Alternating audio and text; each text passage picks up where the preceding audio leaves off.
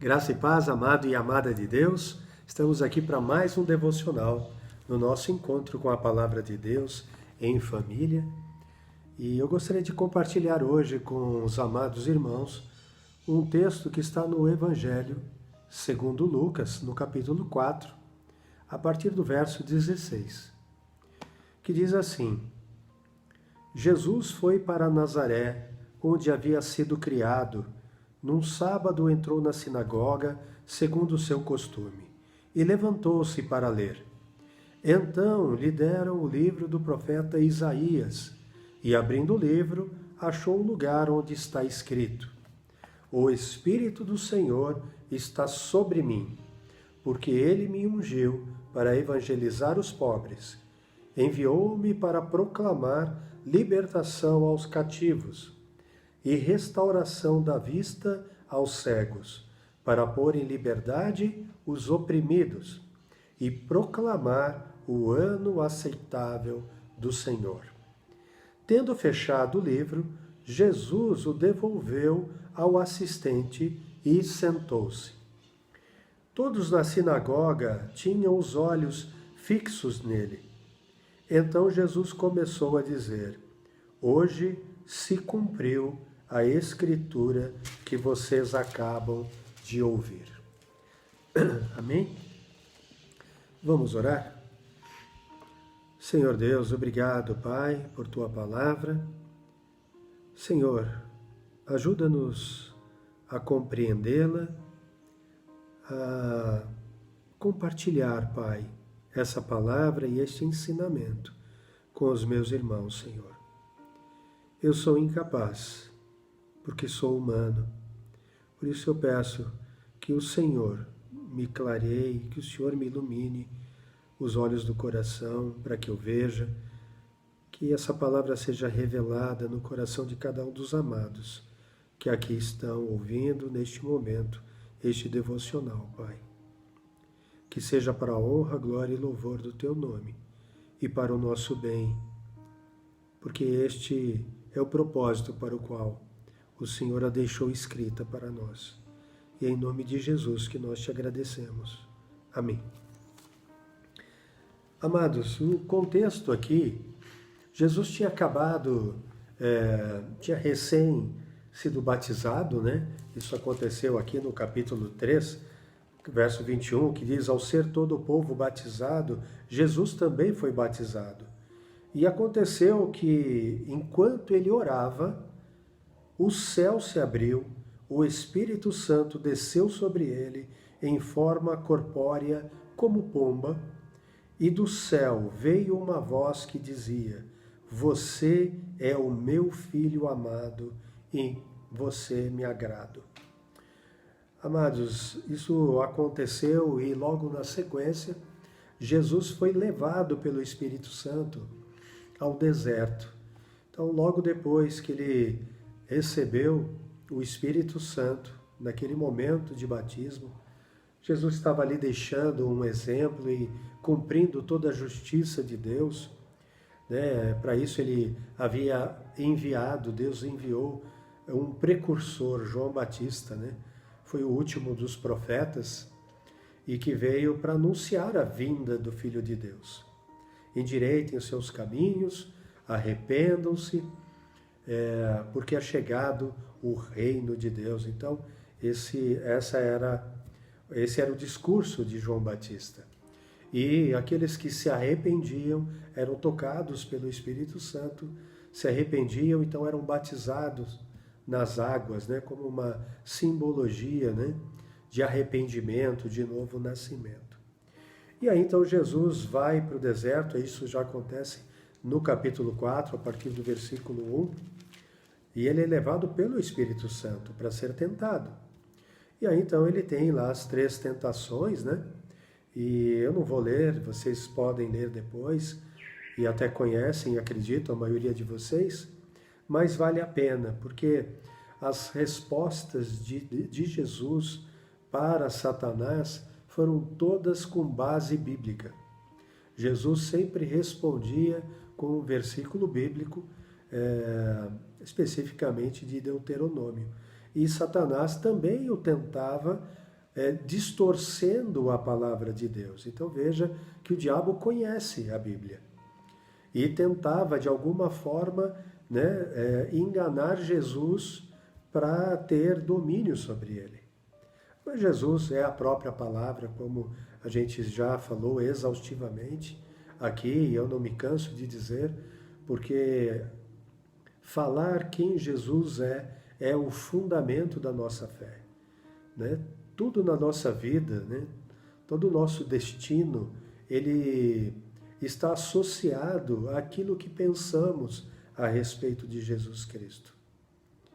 E Jesus, segundo o Evangelho, então está lá em João capítulo 1, Jesus é a palavra de Deus que se fez humano na plenitude do tempo para nos mostrar o Pai, e para isso ele realizou as obras do Pai, ou seja, ele foi o único que fez milagres, prodígios, sinais que nenhum ser humano é capaz de fazer. Tudo isso para provar que ele era quem ele dizia que era, ou seja, o Filho do Deus vivo. A palavra de Deus, o Verbo de Deus, o Logos de Deus, que se fez carne e habitou entre nós, cheio de graça e de verdade, e vimos a sua glória, glória como do unigênito do Pai. Está lá em João, capítulo 1, verso 14. E a gente pode ver também, nesse mesmo capítulo, a partir do verso 11, que João diz assim, né? Quer dizer, veio para o que era seu. Jesus veio primeiramente para os judeus, mas também para alcançar os gentios, mas primeiramente para os judeus. Então veio para o que era seu, mas os seus não o receberam. Os judeus, a maioria deles, não aceitaram a vinda de Cristo, do ungido de Deus, do Filho de Deus, do Messias, que foi anunciado em todo o Antigo Testamento, em todas as Escrituras. Nenhum outro homem foi anunciado, né, séculos antes da sua vinda, com detalhes incríveis, e se cumpriu nele, mas eles estavam como cegos, o coração endurecido, e eles não puderam reconhecer o tempo da visitação de Deus na terra. Então, voltando, verso 11, veio para o que era seu e os seus não o receberam. Aí no verso 12 diz assim, mas a todos que o receberam, deu-lhes o poder de serem feitos filhos de Deus, os quais não nasceram da vontade da carne, da vontade do sangue, ou seja, da vontade do homem, mas da vontade de Deus. Então veja que aqueles que aceitaram Jesus como Senhor, como o Filho de Deus, né, como o próprio Deus em carne, ou Deus Filho, todos esses receberam poder de Deus, para se tornarem filhos. E se filhos, também herdeiros de Deus, co-herdeiros com Jesus Cristo. Então, amados, é um engano, e eu já fui, né, já fiz parte deste erro, né, de acreditar que toda criatura é filho de Deus. Não, toda criatura é criatura até aceitar Jesus Cristo como Senhor. Por quê? Porque como criatura, todos nós pecamos. E bastava um único pecado para a condenação, para a separação de Deus. Por isso, então, Deus enviou Jesus, enviou a sua palavra ao mundo em forma de filho, para que nós pudéssemos, pela fé, sermos salvos. Por que pela fé? Porque o próprio Jesus, sendo justo, ele foi tentado, como estávamos falando, tentado em todas as coisas, mas sem pecado, conforme nos relata o escritor de Hebreus. Porque nós não temos um sumo sacerdote que não possa se compadecer de nós, porque ele também foi tentado em todas as coisas, mas sem pecado. Então nós temos um sumo sacerdote eterno, um advogado, né, ao lado de Deus, conforme o próprio evangelista João diz na sua primeira carta, né? Que nós temos um advogado junto ao Pai que intercede por nós. Né? Nós vemos isso também na primeira carta de Paulo a Timóteo, no capítulo 2, o versículo 5, que ele diz que Jesus Cristo é o nosso mediador, né? É o mediador entre a humanidade e Deus. É o único mediador. Amados, então, voltando aqui, Jesus sendo tentado em todas as coisas, e sendo ele a própria palavra e o próprio Deus, naturalmente venceu as tentações. E aí então ele vai, né? Ele inicia a sua missão de pregar o Evangelho que significa as boas notícias de Deus. Que notícias são essas, né? A notícia da redenção, da remissão dos pecados. Dizendo, olha, eu vim ao mundo, né? Então, se a gente pensar nesse evangelho, nessa notícia dada pelo Pai, eu enviei ao mundo o meu Filho, para que ele pudesse me apresentar a vocês, para que vocês se arrependam dos maus caminhos, se tornem a mim. E, por amor a vocês, o meu Filho vai pagar, como sendo ele um cordeiro de sacrifício pelo pecado de vocês. Ele, sendo justo, vai morrer no lugar de você injusto, porque você o aceitou como Senhor da tua vida, e agora, por amor, eu sei que você, arrependido, quebrantado, vai se converter dos seus maus caminhos, dos enganos, da mentira, dos falsos ídolos, dos falsos profetas, e vai se dedicar a me conhecer. E agora vai caminhar comigo, e vai aprender de mim, e vai se santificar, porque a minha palavra, que é Jesus, vai te purificar, vai te santificar. Jesus orou a Deus, João capítulo 17, verso 17, e quando ele ora, ele diz, Pai, santifica-os na verdade. A minha palavra, a tua palavra é a verdade, a tua palavra que sou eu. Porque Jesus também diz, lá também no Evangelho de João, capítulo 14, verso 6, eu sou o caminho, eu sou a verdade e a vida. Ninguém vem ao Pai senão por mim. Jesus não é alguém apenas para a gente caminhar ao lado. Jesus é um caminho para nós estarmos nele, caminhando nele. Ele é a palavra de Deus. A palavra de Deus é o caminho que nos leva à santificação. Santificação sem a qual ninguém verá a Deus, conforme nos diz o apóstolo Paulo. Então, amados, a palavra de Deus ela é muito completa, é tão maravilhosa que é impossível ter sido escrita pela vontade humana por 40 homens diferentes ao longo de 1500 anos, recebendo pedacinhos inspirados por Deus, profetas, e aí depois se juntando tudo de uma forma tão perfeita, harmônica. A palavra é de Deus, não é do homem. Deus usou homens para a sua obra, como Ele usa até hoje. Deus tem usado a minha vida, quem sabe até a tua vida, para levar a palavra que é dele e que Ele protegeu ao longo de todo esse tempo, para a salvação de muitos. Todos aqueles que crerem serão salvos. E, amados, é uma diferença, uma distinção entre acreditar em Deus e ter fé em Deus. Quem acredita que Deus existe, não necessariamente tem fé. Por quê? Porque a fé, ela é tão forte que mostra quem nós somos, quão pecadores, miseráveis e condenados nós somos, frente à santidade de Deus. E por isso nós nos humilhamos diante de Deus, nos fazemos humildes. Só um coração humilde consegue obedecer. Quem é arrogante, então muitos dos que dizem acredito em Deus, são arrogantes, são orgulhosos, são soberbos, têm o ego elevado, não é capaz de submeter à vontade de um Senhor. E sem querer, está fazendo o Senhor da sua vida o próprio Satanás, que domina este mundo.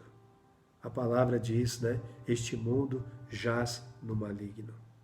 Mas aqueles que são de Deus, protege a si mesmo, cuida de si mesmo, através da palavra, do caminhar com o Senhor, do caminhar no Senhor. E o maligno não lhe toca. Amados, continuando aqui então, voltamos para o nosso texto original, né? Jesus então vai para Nazaré, uma cidade da Galiléia, onde ele foi criado. Ele nasceu em Belém, mas aí Herodes, né, nasceu porque ele, né, José e Maria foram fazer ali um censo, né, que foi ordenado ali pelo Império Romano, e Maria já estava nos dias de dar à luz, acabou gerando Jesus, dando à luz a Jesus Cristo lá em Belém, para se cumprir as profecias. E aí então eles voltam para Nazaré. Mas Herodes, então, o grande, dá uma ordem para matar todos os meninos, né, nascidos de 2 anos para baixo.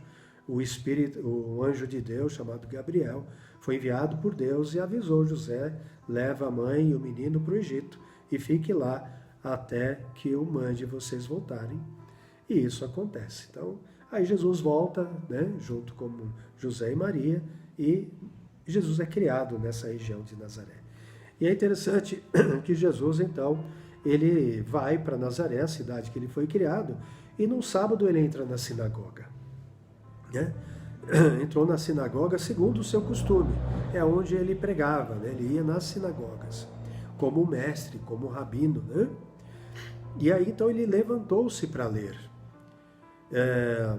É costume judaico, né? O mestre, o rabino, ler o texto bíblico, o pergaminho na época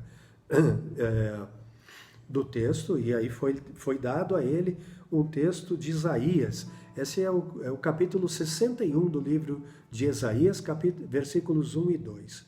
E depois que Jesus, o mestre, leu esse texto, né, eu vou repetir para vocês: o Espírito do Senhor está sobre mim, porque ele me ungiu para evangelizar os pobres, enviou-me para proclamar libertação aos cativos e a restauração da vista aos cegos, para pôr em liberdade os oprimidos e proclamar o ano aceitável do Senhor. Vale a pena depois também vocês lerem o capítulo 61 de Isaías inteiro. Lembrando que essa profecia foi dada, essa palavra que era Jesus, foi dada por Deus a Isaías 700 anos antes deste dia, né? Estou falando de 700 anos em números arredondados, tá? Não dá para precisar quanto tempo, mas em torno de 700 anos. E agora Jesus estava lendo esse texto. Agora, foi-lhe dado esse texto por acaso? Não, Deus tem o controle de todas as coisas. Eu estou lendo esse texto hoje para vocês por acaso? Não, porque Deus tem um propósito nesse texto, na vida de vocês e na minha vida. Então, amados, quando o rabino então lia, o mestre, né, lia o texto, ele entregava o rolo para o assistente da sinagoga e se sentava. Né? Então era também costume da época. O mestre se sentava para ensinar a respeito daquilo que foi lido. E o que Jesus disse sobre aquilo foi algo que provavelmente, pelo contexto que a gente vai ver na sequência, foi completamente assim chocante para aquelas pessoas. Porque Jesus disse assim, verso 21, hoje se cumpriu a escritura que vocês acabam de ouvir. Uma profecia, 700 anos, havia se cumprido ali, naquele momento, naquele dia. E que profecia é essa? Jesus estava dizendo, o Espírito do Senhor está sobre mim. Ele me ungiu, eu sou o ungido de Deus, para evangelizar os pobres de espírito. O que é o pobre de espírito? É aquele que é humilde, aquele que sabe que é um miserável diante de Deus por conta dos seus pecados, aquele que não se acha alguém bom, porque aquele que se acha bom, aquele que diz que não mente, está mentindo.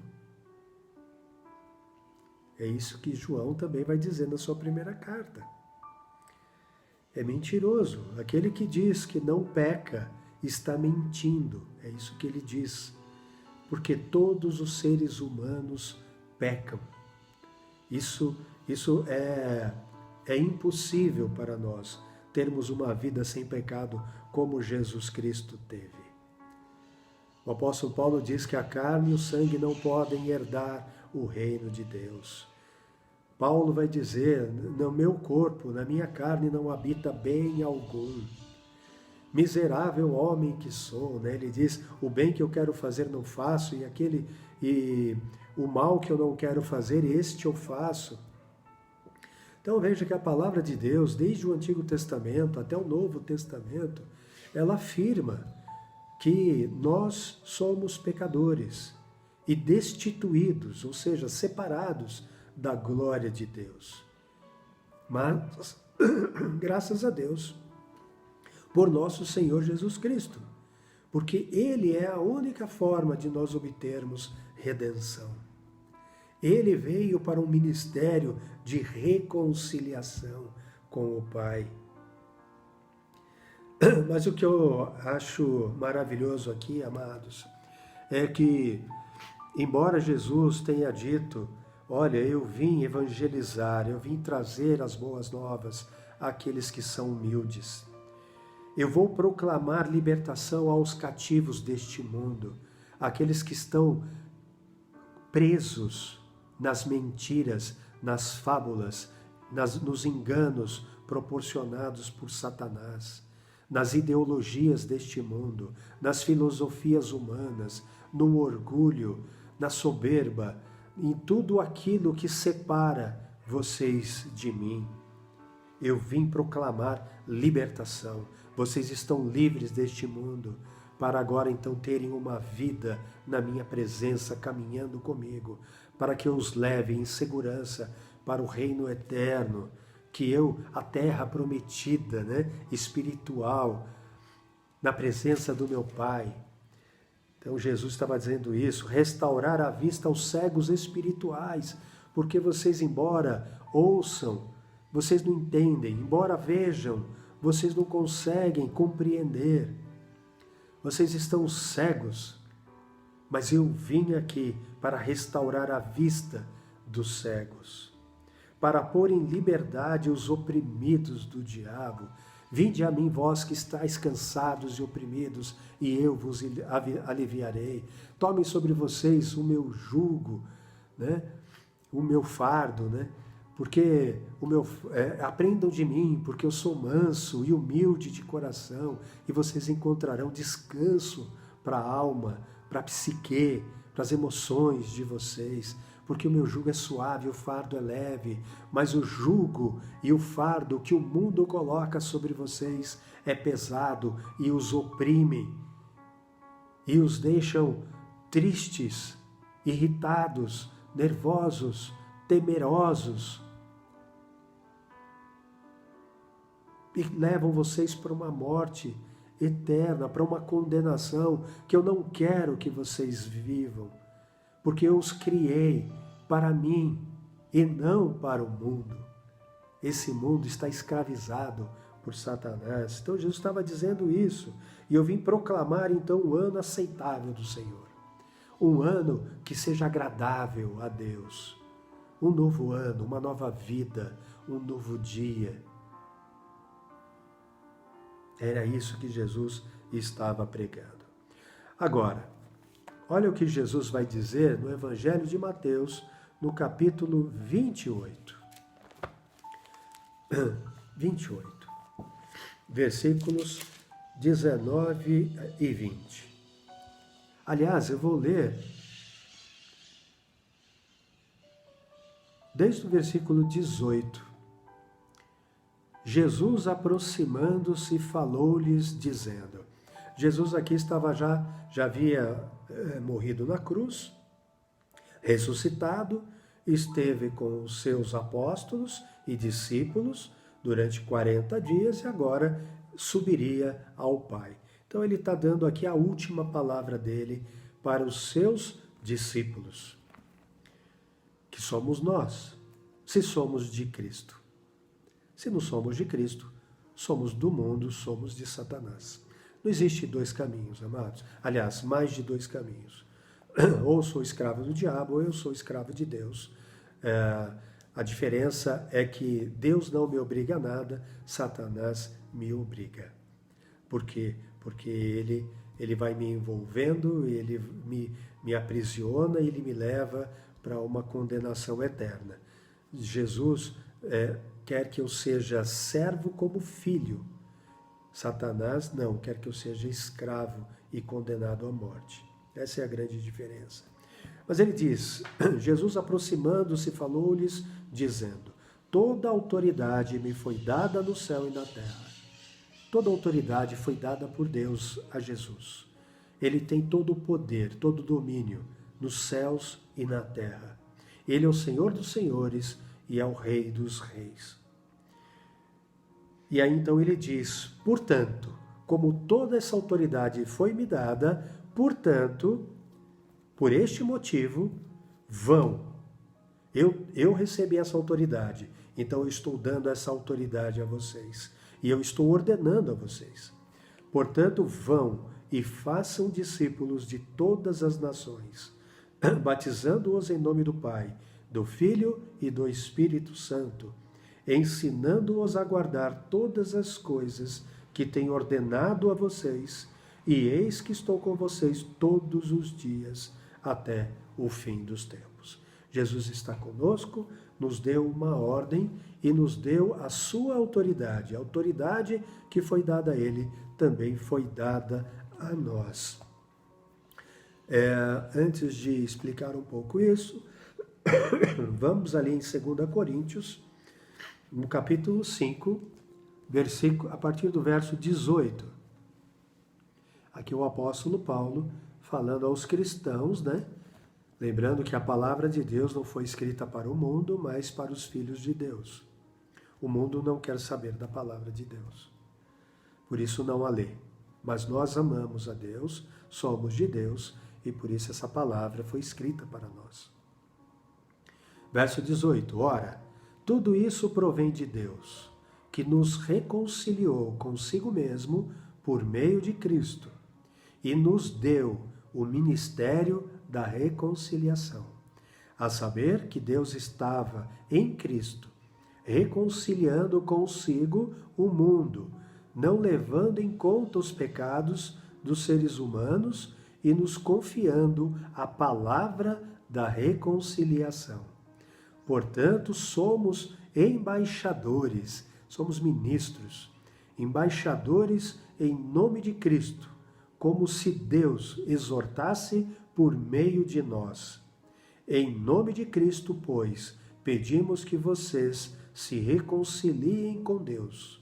Aquele que não conheceu pecado, Deus o fez pecado por nós, para que nele fôssemos feitos justiça de Deus. Olha que maravilhoso, amados. O que eu quero dizer com isso é que aquela palavra que foi dada a Isaías, que se cumpriu em Jesus Cristo. E Jesus disse, o Espírito Santo está sobre mim, e ele me ungiu para pregar o Evangelho aos humildes de coração, aos oprimidos do diabo e para decretar um ano, proclamar, um ano aceitável a Deus. Jesus, nele se cumpriu aquela profecia. Mas esta mesma unção e este mesmo Espírito, ele deu aos seus filhos. Porque ele voltou ao Pai. e nos confiou este ministério que iniciou com ele, o ministério da reconciliação. Em Cristo Jesus. Por isso, quando nós pregamos o Evangelho, que é de Deus, não é nosso, nós estamos falando como se nós fôssemos a boca de Deus, porque nós estamos proclamando a palavra dele. É isso que ele está dizendo aqui. Somos embaixadores de Cristo, como se Deus exortasse por meio de nós. Então é em nome de Cristo que nós pedimos que vocês se reconciliem com Deus. Amados, nós precisamos para ter vida eterna, para ter perdão, para ter a aceitação de Deus no reino, fazer de Jesus o nosso Senhor. Mas não com esse espírito de medo. Nossa, eu preciso.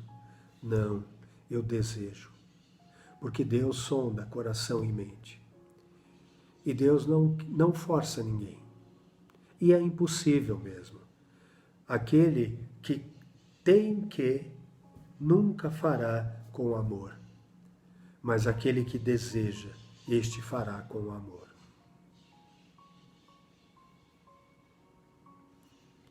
Eu tenho que ir para a academia, eu não vou nunca.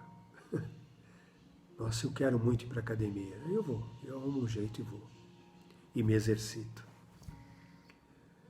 Esse é o coração que Deus procura. Um coração que o deseja, que quer andar com Ele, quer aprender dEle. E por caminhar com Ele, um dia será transformado pela palavra dele. Porque não tem como caminhar com Deus sem ler a palavra de Deus. Não tem como caminhar com Deus sem orar, sem falar com Deus. Ouvir a sua voz através do Espírito Santo que nos lembra a sua palavra que nós lemos. Estudamos e meditamos dia e noite. E aí, para a gente encerrar, eu trago aqui Salmos capítulo 1.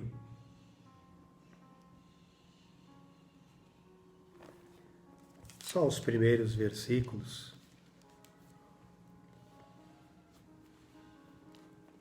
E aqui o salmista, ele diz assim: bem-aventurado é muito feliz, muito abençoado. Bem-aventurado é aquele que não anda no conselho dos ímpios, não se detém no caminho dos pecadores, nem se assenta na roda dos escarnecedores. Então, primeira coisa para andar com Deus é não tomar a forma do mundo, não prestar atenção no conselho maligno daqueles que são do mundo. Não se deter no caminho dos pecadores. Às vezes, a gente até pode se ver neste caminho, mas a gente não se detém nele. A gente se desvia do mal. Assim era Jó. Deus falou para Satanás, né? Você viu meu servo Jó, um homem íntegro, reto, que teme a Deus e se desvia do mal. Esse era Jó, o homem mais justo daquela época.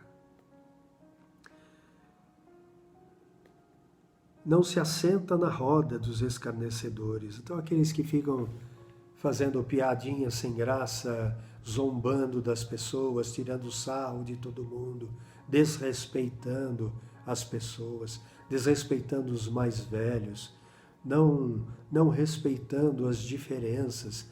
Veja, amados, quando nós entendemos o Evangelho, nós não falamos mal das pessoas. A gente não tem apreço pelo pecado, mas nós amamos os pecadores, porque foi por eles que Cristo morreu. Foi por nós que Cristo morreu, nós pecadores. Então eu preciso exortar, levar a palavra com todo o amor, para que alguns deles se arrependam e se voltem para Deus. E aí então no verso 2 diz assim: pelo contrário, então, em vez de se moldar ao mundo, ele faz o seguinte, olha, pelo contrário, o prazer daqueles que são bem-aventurados, o seu prazer está na lei do Senhor, e na sua lei medita de dia e de noite. Então veja, em vez de eu me admirar e amar as coisas do mundo, os pecados, né? Óbvio, quando eu falo das coisas do mundo, eu me refiro aos pecados, tudo aquilo que é contrário à palavra de Deus, né? Mas, ao contrário, eu amo a palavra e medito nela dia e noite. E porque eu amo, eu vou me enchendo dela, eu vou me alimentando dela, e ela então vai me transformando. Nós vamos tomando a forma daquilo que a gente ama. Ou eu tomo a forma de Deus, ou eu tomo a forma do mundo. Porque é daquilo que eu vou me enchendo. Como é que você tem gastado o teu tempo? Investido o teu tempo? Em oração, em leitura da palavra, em meditação, em adoração, em louvores, em pregação. Então veja, aquilo que eu estou me enchendo, né, é aquilo eu me tornarei. Filmes, novelas, reels, TikToks, redes sociais e por aí vai, para não falar coisas piores, né? Mas aí vem promessa, no versículo 3. Este que medita na lei de Deus dia e noite, que ama o Senhor, que caminha com o Senhor, que é bem-aventurado, olha o que acontecerá. Ele é como árvore plantada junto a uma corrente de águas, que no tempo devido dá o seu fruto, e cuja folhagem não murcha, e tudo o que ele faz será bem-sucedido. Amados, assim eu encerro o nosso devocional de hoje, orando sempre ao Senhor para que esta santa palavra, semente, essa santa semente encontre em você um coração como uma terra fértil, para que essa semente possa germinar, crescer e dar frutos a 30, 60 e a 100 por um, porque esta é a vontade de Deus para a nossa vida, que ninguém se perca, mas que todos sejam salvos. Que Deus te abençoe em nome do Senhor Jesus. E uma ótima semana. Até o nosso próximo encontro. Amo vocês.